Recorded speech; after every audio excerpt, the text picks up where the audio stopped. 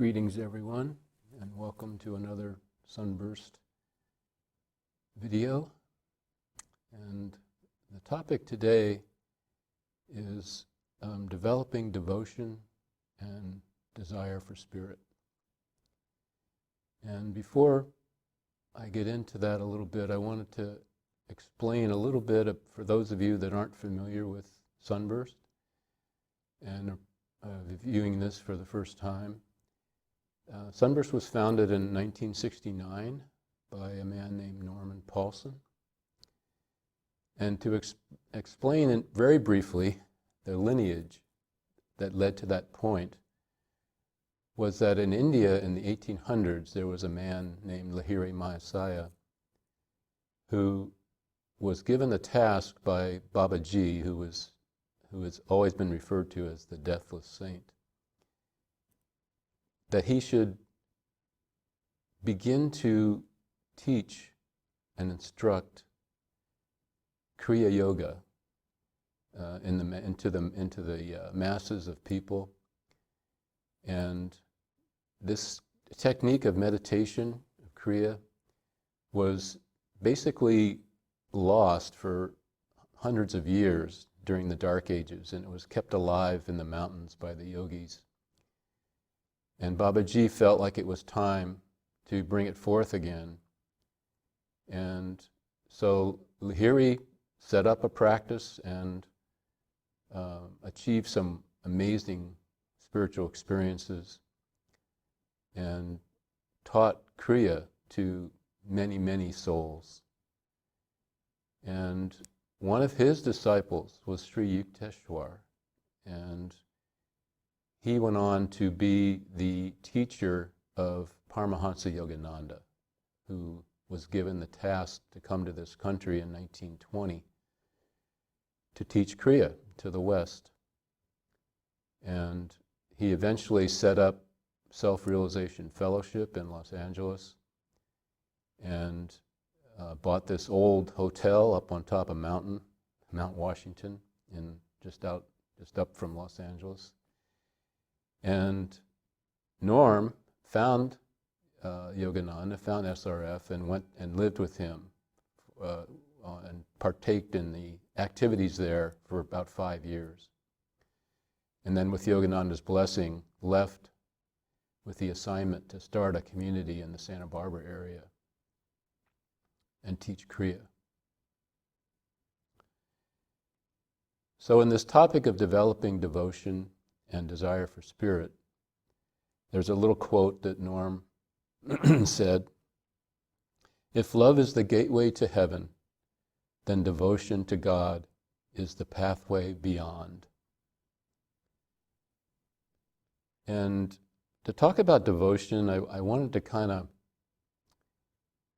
present an analogy that I found. And in this analogy, the mango represents God and the papaya is material desires. So a man who loved papayas heard that the mango was even more delicious than the papaya. He was so intoxicated by the rich descriptions made by those who had claimed to have tasted the mango, he began to sing its praises as well. He even composed his own songs about the wonderful taste and appearance of mangoes, and daily talked about the fruit with his friends. He imagined that he had tasted a mango, but upon reflection could never recall an instance where he had actually seen one, let alone tasted one. To demonstrate his devotion to the mango, he gave up eating papayas altogether. However, after many years of devotion to the mango, in the moment of weakness, he purchased a papaya, ate it, and fell in love again with the papaya and forgot all about the mango. So when I found this, I was like, okay, this is an interesting analogy, how, along the spiritual path, our desire is to find the divine and experience the divine around us and within us. And this is a process that takes It varies from person to person. Some people are blessed with instant bliss from the divine. Others struggle and pray and do whatever they can to achieve that goal. But the pathway home to God is not an easy task. It takes perseverance, and there are many obstacles along the way that attempt to discourage us and to move us off of our desire to find the divine. So the practice of meditation is very important in this process of wanting to make the journey and fully realize God in our lives. And it takes devotion. Just like Norm said, the devotion to God is the pathway beyond. And so, how do we get devotion? How do we stimulate that feeling within us for the divine and for the practice of meditation? Lahiri, my Messiah, suggested, why not see life as a continuous act of devotion? By practicing Kriya, we begin to experience states of rest, peace, and finally, extreme bliss. And when we think about, practicing Kriya, and it's always encouraged to practice it at least twice a day, in the morning when we first get up, and in the evening before we go to bed. And we look at athletes who are striving to achieve some athletic goal, whether it's to run the fastest mile or pole vault over the highest bar, whatever the athlete is trying to achieve, they'll spend hours and weeks and months and years practicing and practicing and practicing and pretty much dedicating their lives to that goal. Practicing meditation is similar in that it just you do it every day and you practice it, and you begin to see some progress within your soul, and it begins to encourage you to keep trying and keep moving forward. Proper love and devotion will result naturally as we continue to practice Kriya. And to relate my own experience briefly on this topic, I was attending yoga classes in New York City years ago, and I was taught a meditation practice, which I had not been familiar with before I had started going to the studio. And I didn't practice it diligently every day, but I did practice it occasionally. So I was familiar with meditation, but it didn't really feel like it was a vital part of my life. But when I did really feel the drive to find a community, a spiritual community, and I found Sunburst in 1972 and started practicing Kriya every morning and every evening, day after day after day, I didn't start out with lots of devotion. It was kind of like an athlete who's just starting to train. And I began to just do the technique. And it was about 3 months, I think, it took, and I was sitting in a morning meditation. And for the first time, I felt my inner spirit expanding out from my physical body. I'd never had felt that before.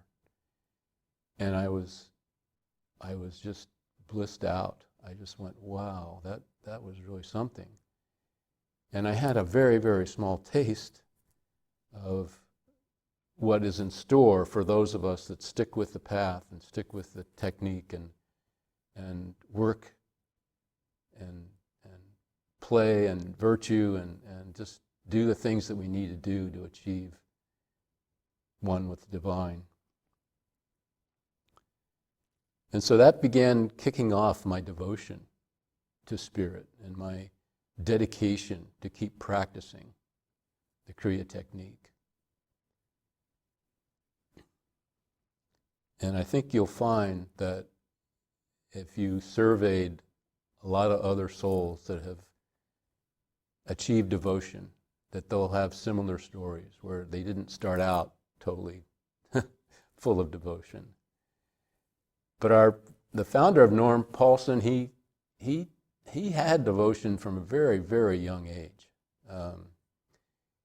He was like 3 or 4, and he was asking his grandmother, has anybody ever seen God?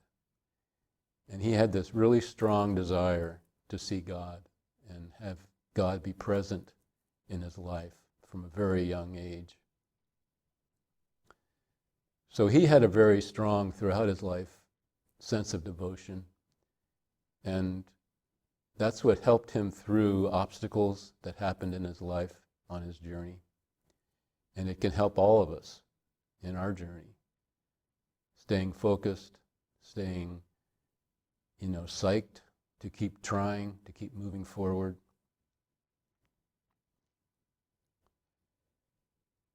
Yogananda said, if you say, when will I find God? You are not yet a true devotee. The true devotee says, I have found him. He is listening to me. My beloved is always with me. He is moving my hands, digesting my food, and gazing at me through the stars. Without God, you can't live even for a second. He is the food you eat and in the hearts of all the people around you. He is the only one that you can call your own. This is why you should use all your strength of your soul to find God.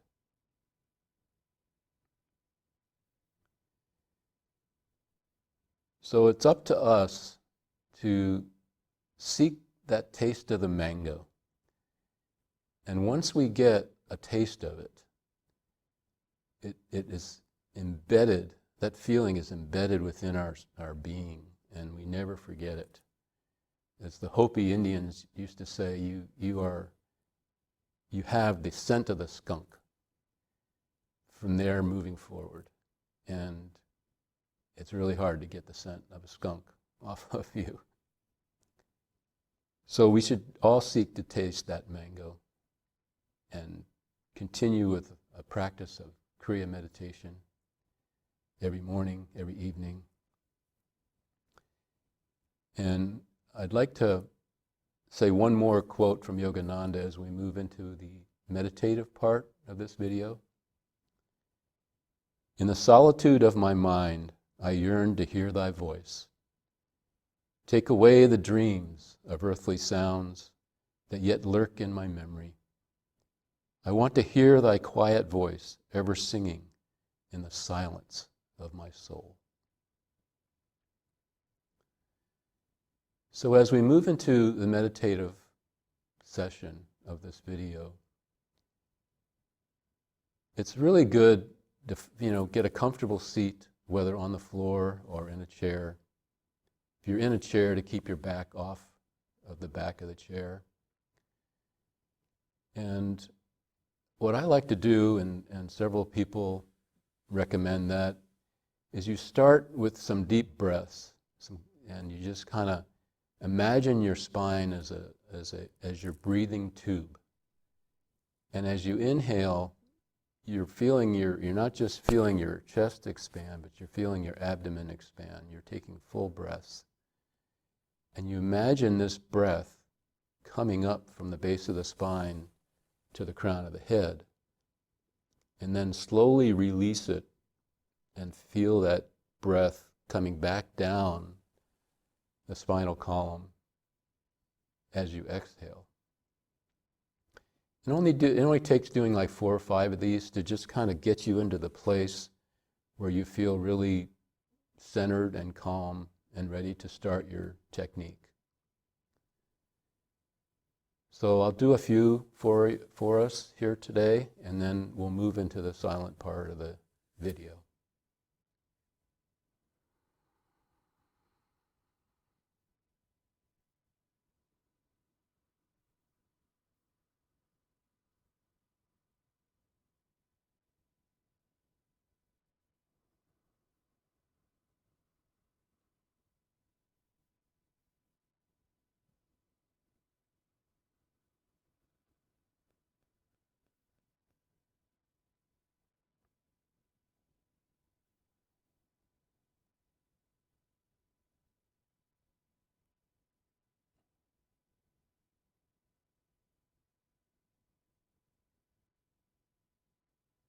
May all of us taste the bliss of this silent time together.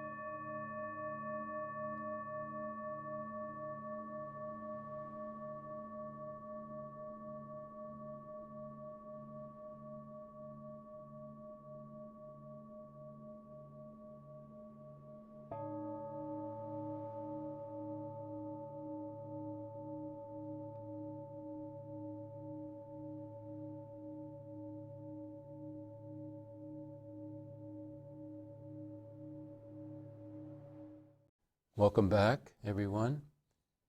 I hope that you had that small taste of the mango as we sat together.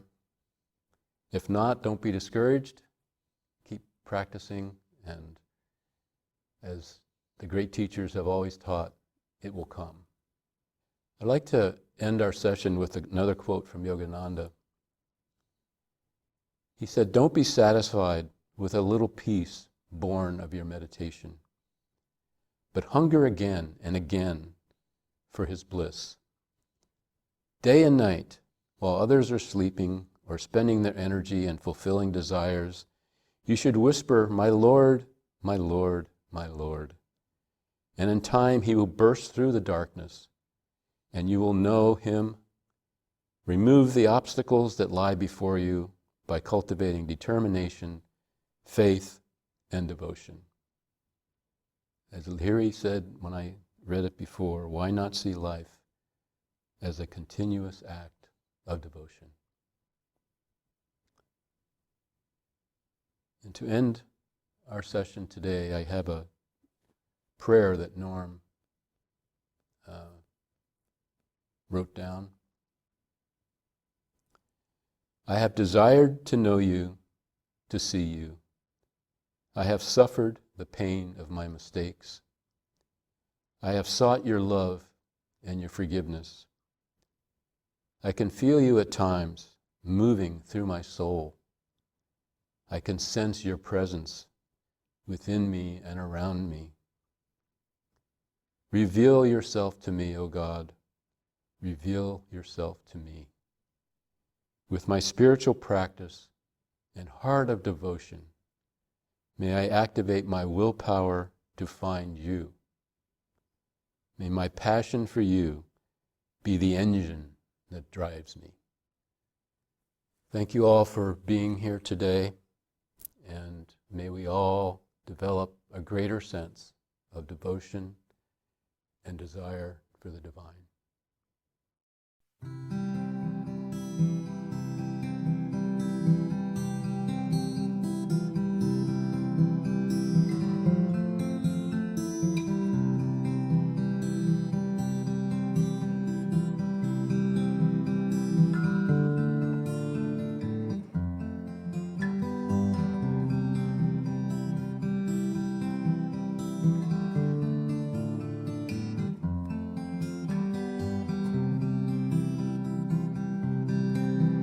Oh, listen to life's sweet song. Can't you hear how she longs for perfection like in days that are gone? So sweet and oh, so sad. So sweet and oh, so sad. Father, you're melting us all into one bright, shining, blazing sun. And we've all had the blues much too long, so we're all going back home to you.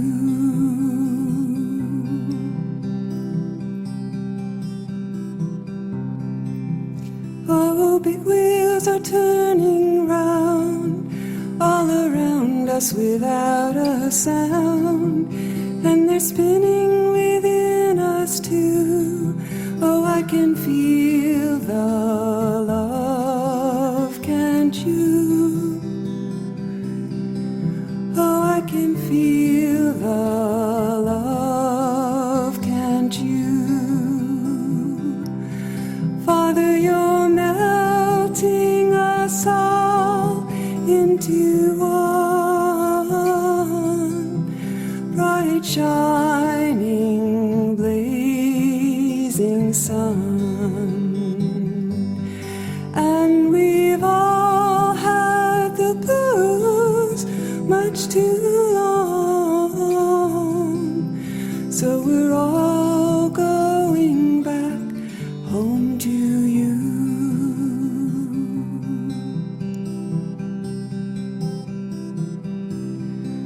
I'm going home to the sea of love, yes, of love. Won't you come on along with me and ride the stars above, and ride the stars above. Father, you're melting us all into one, bright shining blazing sun. And we've all had the blues much too long, so we're all going back home to you. Yes, we've all had the blues much too long, so we're